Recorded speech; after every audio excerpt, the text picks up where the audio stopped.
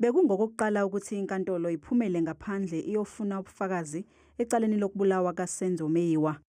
Inkantolo ibifuna ukuyobona lapho umsolwa wokuqala uMoses Biya athi washaywa khona ngamaphoyisa kulandela ukuboshwa kwakhe. Le ndawo iseVosloorus kanti iseduze nomuzi wakwaKhumalo lapho okwadutshulwa khona uMeyiwa. To ask him if he's now in a position to show where the alleged assault on him on the 30th of May and also on the 5th of June.